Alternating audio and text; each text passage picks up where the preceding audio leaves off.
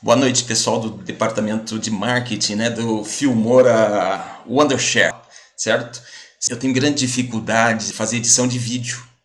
Eu estarei fazendo nos próximos 30 dias mais ou menos 20 vídeos nesse padrão que vocês estão vendo aqui. Só que tem um probleminha. Eu estou usando a sua versão gratuita, né, do Filmora 9, só que eu percebi que, caramba, o logotipo da sua empresa ela sai bem na frente da minha cara. Puxa vida, bem que vocês poderiam me ceder uma versão gratuita. Eu faço marketing com o maior prazer da sua marca Filmora 9, tá legal? Wondershare. De repente, a gente pode fazer uma parceria. Porque se eu não tiver condição de gravar sem a sua marca d'água bem aqui na minha cara, aí eu não vou poder utilizar o seu programa. Que pena, eu achei tão bacana, tão fácil de utilizar, tão versátil, né? Gostei mesmo do seu programa.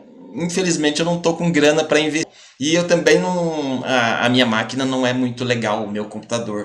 Então eu tenho que fazer alguma coisa mais prática, mais fácil. Mas se o seu logotipo aparecer bem aqui na minha cara, eu não tenho como colocar no YouTube. Olha, eu vou fazer vários vídeos. Vamos tudo nesse padrão. Tá bom? Eu acho que vai dar mais de 20. Isso nos próximos 30 dias. Obrigado. Depois vocês entram em contato comigo. Valeu. Até mais.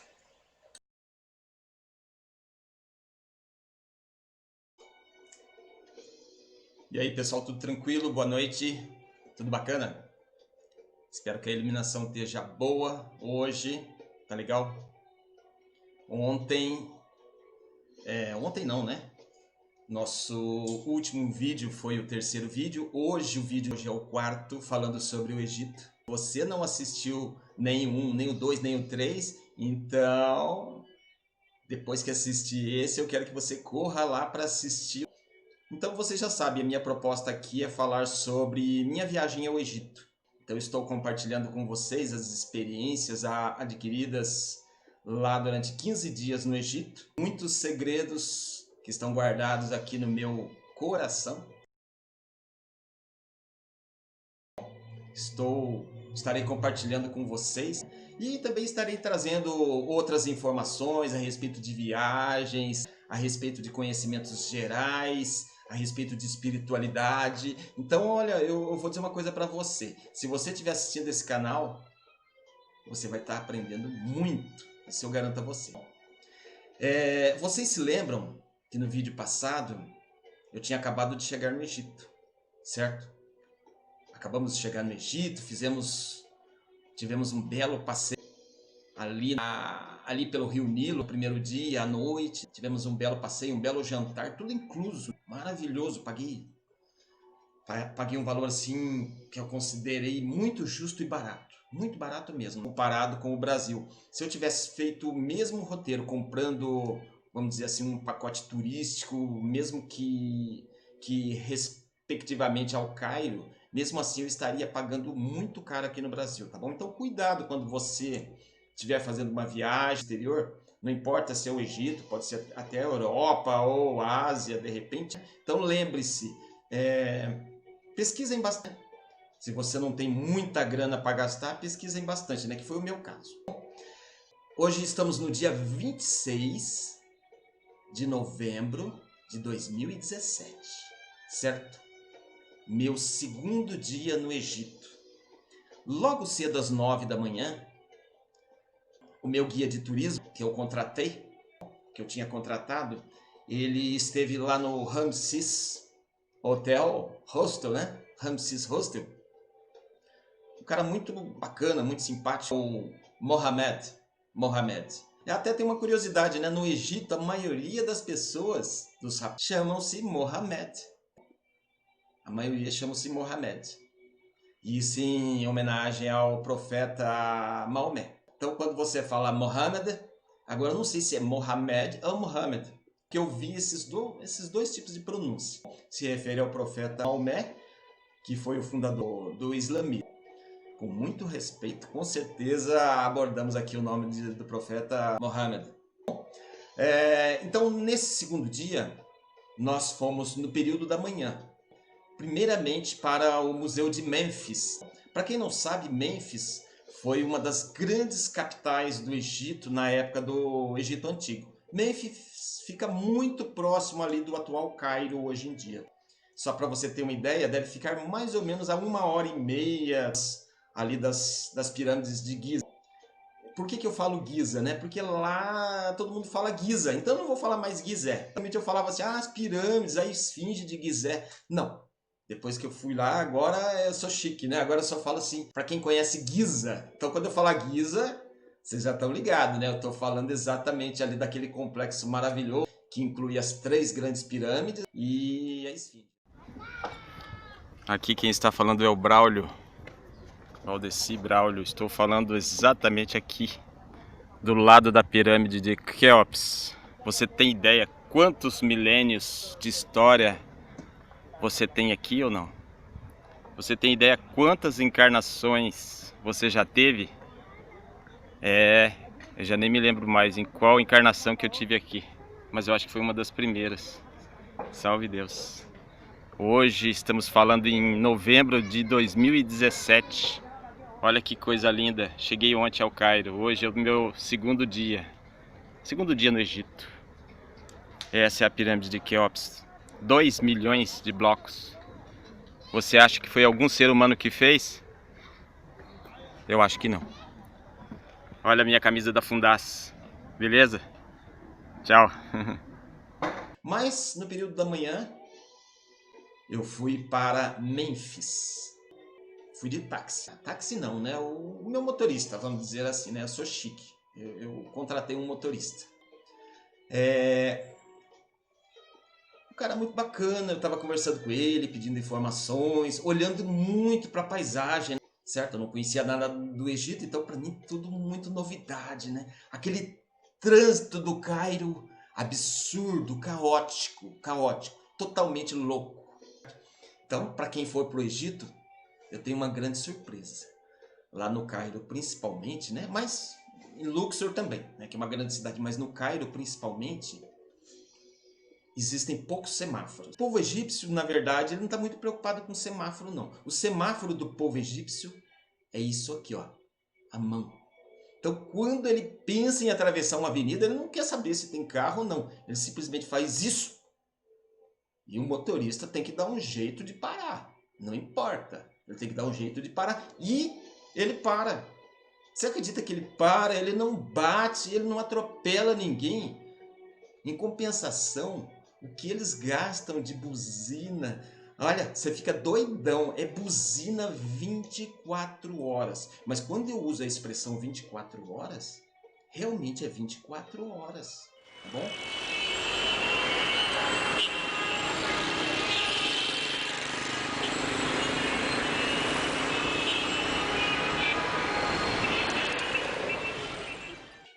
Às vezes eu me levantava ali 2, 3 horas da manhã, eu acordava assim à noite, né?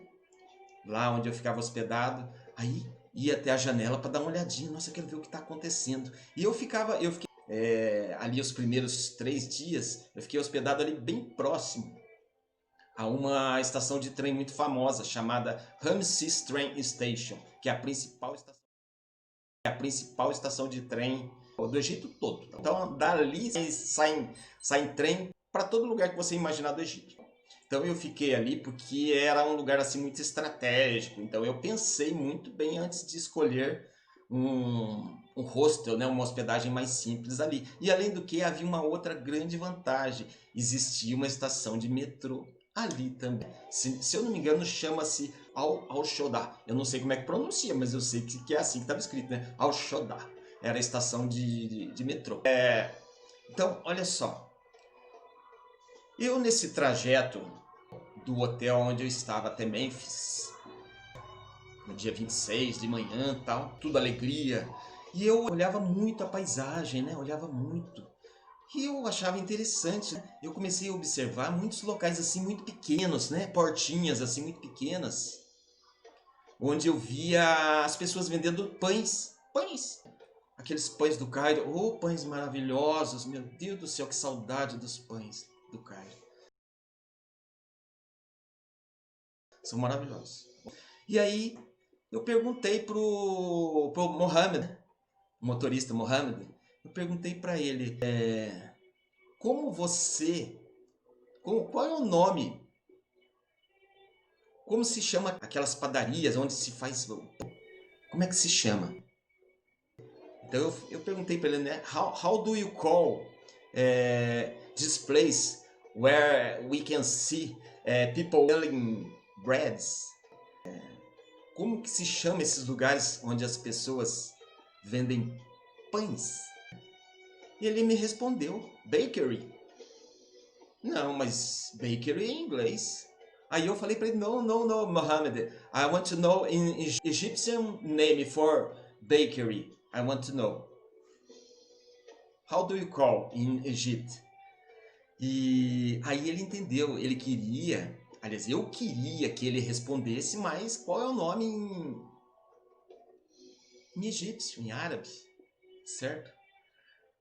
Aí ele me disse assim, Egyptian name for bakery is forna.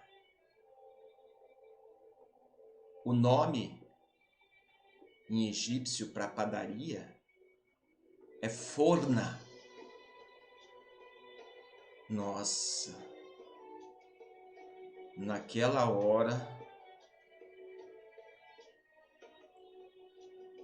a lágrima levemente, muito levemente, a lágrima escorreu, mas eu não deixei a perceber. Mas eu senti, muito de leve. Mas por quê? Forna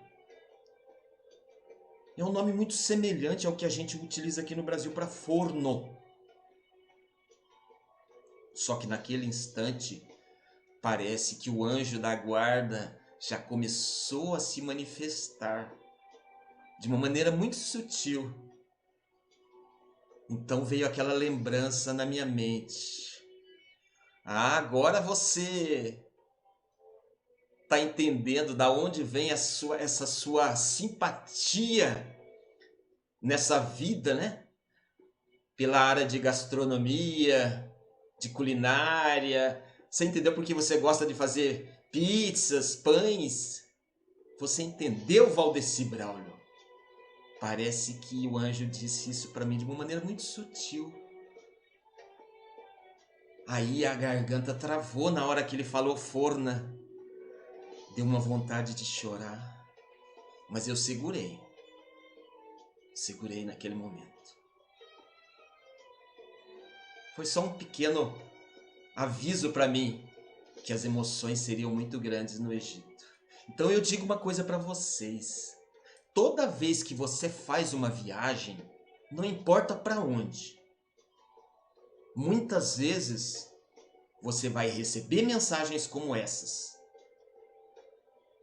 E se você tiver a sensibilidade, se você tiver preparado, você vai perceber que existe uma força, o universo, Deus, o anjo da guarda, falando com você. Cabe a você perceber. A você perceber. Essas mensagens, essas sutilezas, como que elas vêm pra gente? Através de pessoas falando pra gente? Sim. Mas pode acontecer de várias maneiras. Uma árvore que cai, um pássaro que passa naquele momento, o relógio que insiste em dizer agora são 11 horas, 11 minutos, 11 segundos. Agora são 14 horas, 14 minutos, 14 segundos. Então isso é para despertar você, para que você veja que não existe acaso. Coincidência é apenas uma maneira que a ciência usa para dizer existe alguma coisa por trás disso que nós da ciência ainda não conseguimos explicar. Como diz o Marcelo Gleiser, né, o cientista Marcelo Gleiser, eu gosto muito das palestras dele.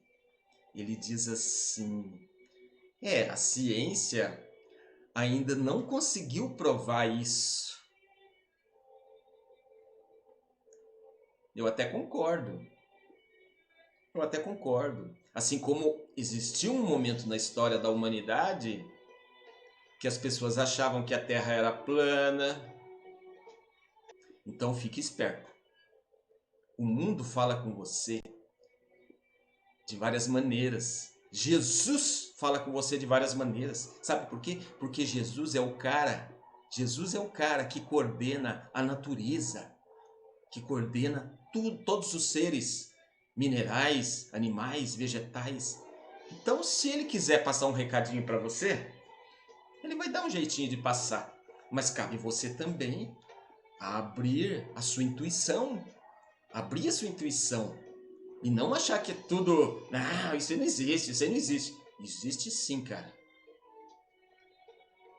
Chegamos em Mênfis, no Museu de Mênfis. Lá em Mênfis, o museu é a céu aberto. E o anjo da guarda veio de novo me cutucar. Lá em Mênfis. Comprei o ingresso, estava passando pelo portão de entrada, boto o pé no museu, não no museu, mas na porta de entrada. De repente, eu olho para baixo, vem um gato, um gatinho pequeno, um filhote, veio correndo e pulou na minha perna e agarrou a minha perna. Agarrou, mas agarrou mesmo. Olha, eu vou dizer uma coisa para vocês. Eu não tenho assim, nunca tive muita afinidades com gatos. Não posso negar. A minha afinidade é com cachorros, né? Anubis. Mas eu achei estranho. O gato veio com tanta simpatia, agarrou na minha perna aqui, minha perna esquerda, ficou ali agarradinho ali e tal. E miava assim, suavemente e tal. Aí eu pensei assim, cara... Aí eu fiz um carinho nele e falei, nossa, mas você me conhece? De onde? Eu nunca vim aqui pro Egito antes, nessa vida. E aí eu falei, mas que engraçado. Mas se eu sou um cara que cheira a cachorro, né? Eu cheiro a cachorro, a minha mulher cheira a cachorro, a minha casa cheira a cachorro. Tem 3 cachorros aqui em casa, né? Tá bom? Já teve mais, agora tem 3. Aí eu pensei assim, nossa, tô sendo bem recepcionado aqui em Mênfis.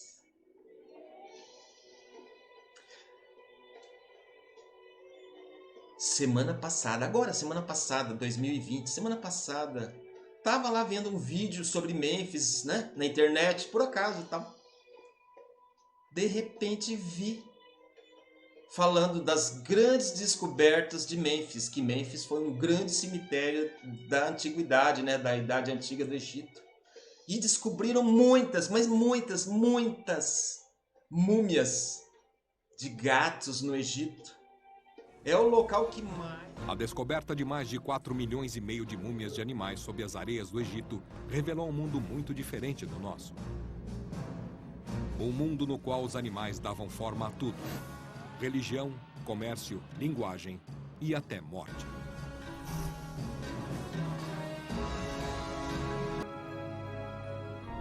Como os egípcios viam o gato? Eles viam o gato como um amigo.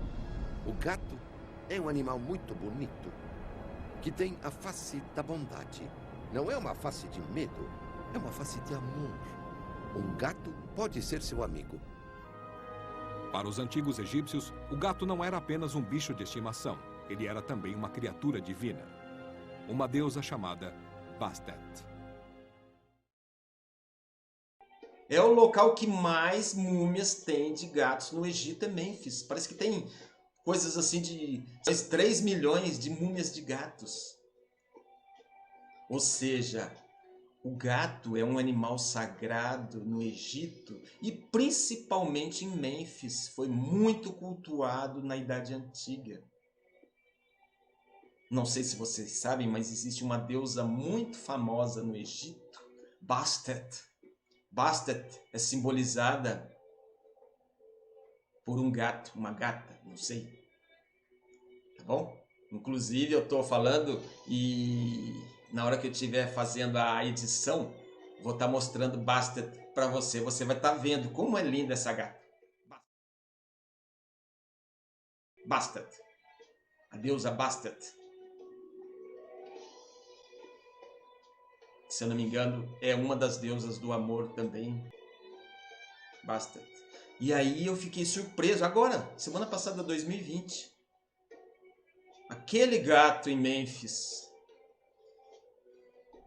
estava simbolizando todo esse poder dos felinos. E olha, eu me reverencio às pessoas que têm grande afinidade por gatos, porque os gatos têm muito poder. Entrei no museu, o gatinho foi embora, ele já havia me cumprimentado, ele fez a parte dele. E eu reconheci.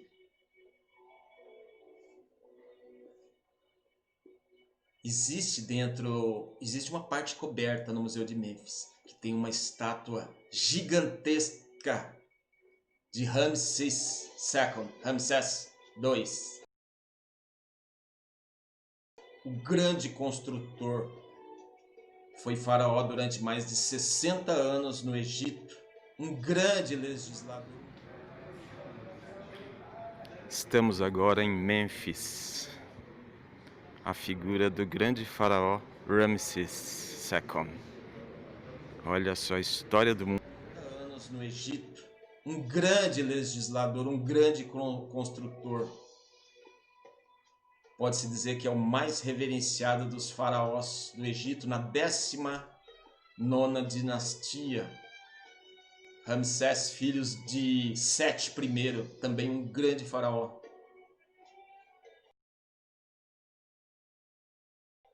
Uma estátua dele que deve pesar tipo assim 80, 100 toneladas, uma estátua ali de 20, 30 metros de comprimento. Mas ela está deitada, ela não está em pé não, ela está deitada.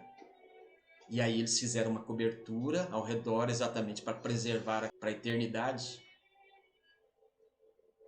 Uma estátua maravilhosa, que é essa que vocês estão vendo que eu estou postando aí.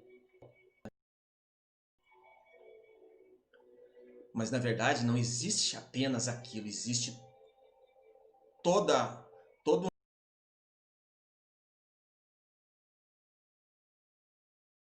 um jardim maravilhoso com várias estátuas do Egito, do poder dessa civilização fantástica.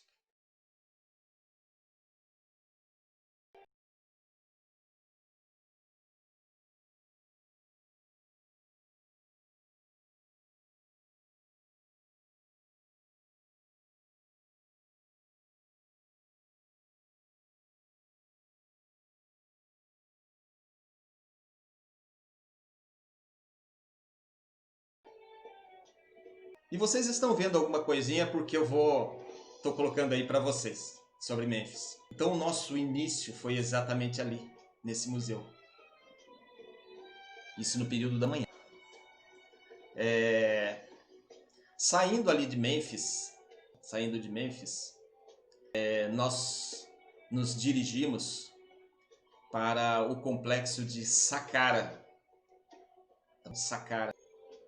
Saqqara, para quem não sabe, é aquela pirâmide escalonada de degraus, tá bom? King, he run and he win, he take the ball and kill him. He done 2 times. First ball here, the second ball Toro under the ground. How did you know that the hip circle, yeah, the marker? Yeah. Again. Dos esotéricos. Lembre-se, a pirâmide de Saqqara, que é a pirâmide de degraus, provavelmente não era túmulo, pessoal. Não era túmulo, é muita ingenuidade da gente achar, não. Foi construída para servir de túmulo para o faraó.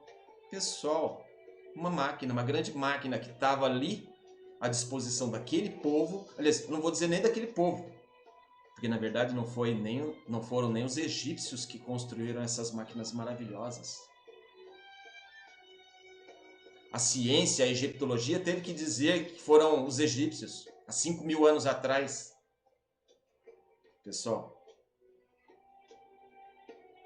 aquilo foi construído por uma outra civilização. Será que foram os Atlantes? Os Anunnakis? Não tem como a gente provar, né? Mas é só raciocinar um pouquinho, tá bom? Lá em Saqqara, aliás, vamos fazer o seguinte, eu vou deixar um pouquinho mais, para falar um pouquinho mais de Saqqara no próximo vídeo para vocês, tá bom? Saqqara também é um lugar maravilhoso, que até hoje capta muita energia, hein? Capta muita energia. Dizem que é uma máquina quântica fabulosa. Eu acredito, hein? Agora, por que a gente não entende como funciona isso? Por que essa civilização de 2021, depois de Cristo, né? Somos nós. Por que a gente não entende? Mas como é que isso aí funciona? Porque a gente ainda não descobriu, porque talvez a gente ainda não tenha capacidade de usar de uma maneira correta aquela energia que pode ser captada através daquilo. Se alguém já ouviu falar da energia Vril, a energia Vril foi uma energia muito utilizada durante essa época, né? Talvez tenha até sido a energia que foi utilizada para transportar aqueles blocos imensos que foram utilizados na construção das pirâmides. Tem como provar? Não, não tem. Não tem. Olha, eu só digo uma coisa, que não foi construída da maneira que a ciência atual diz. Não foi. Eu tive lá, eu digo a vocês, não dá.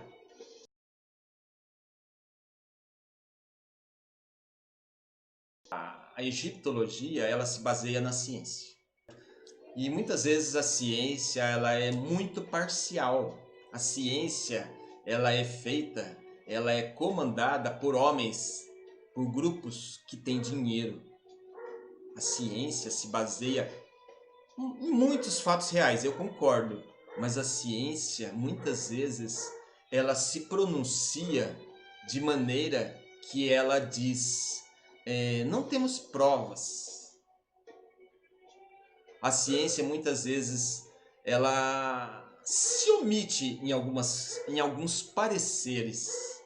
Mas sabe por quê? Porque quem patrocina a ciência, esses grupos, esses cientistas famosos do mundo, são grupos econômicos que têm interesse. Grupos religiosos, grupos relacionados com a grande empresa da química, das farmácias. Então, eu vou dizer um segredo para vocês. Não que a egiptologia esteja mentindo, não estou falando isso. Eu estou falando que a egiptologia, ela é muito científica. Então, às vezes é mais fácil a gente dizer assim, não temos prova. Com certeza foi a humanidade que fez. Lógico que foi a humanidade. Sim. Por quê? Porque a ciência oficial, a história, diz que a história, né, aqui no Ocidente se fala que o conhecimento surgiu a partir da Grécia. Vocês acreditam que o conhecimento surgiu da Grécia? Eu não tenho nada contra os gregos. Pelo contrário, um povo maravilhoso, fez a sua parte. Foi buscar o conhecimento ali, nos grandes professores do Egito. Pitágoras, né? Pitágoras e seu famoso triângulo, né? O quadrado da hipotenusa é igual à soma do quadrado dos catetos. Desculpe, mas meu amigo Pitágoras, o grego Pitágoras, ele simplesmente revelou a fórmula que um grande sábio, que as grandes escolas do Egito já sabiam, porque senão eles não teriam construído aquela maravilhosa pirâmide, né, pessoal? Então, como eu disse para vocês, né, no vídeo passado, existe uma matrix no mundo que às vezes quer esconder a verdade de vocês, quer esconder a verdade da gente, né? Alguém pode dizer assim, ah, mas o professor Valdeci é doidão, ele... Que nada, ele tá falando besteira, cara, a Bíblia não fala nada disso. Pessoal, a Bíblia é um livro maravilhoso, fantástico. Sabedoria pura, eu concordo. Tem muita sabedoria. A história da humanidade, sim, é verdade. Mas as pessoas poderosas traduzem a Bíblia do jeito que ela quer, do jeito que eles entendem. Nós estamos no século 21. Se passaram mais de 3, 4 mil anos que a Bíblia começou a ser escrita. Eu acho que hoje em dia a gente já tem condição de decifrar melhor aquelas lindas palavras que são citadas na Bíblia. Com certeza, já existe conhecimento científico para isso.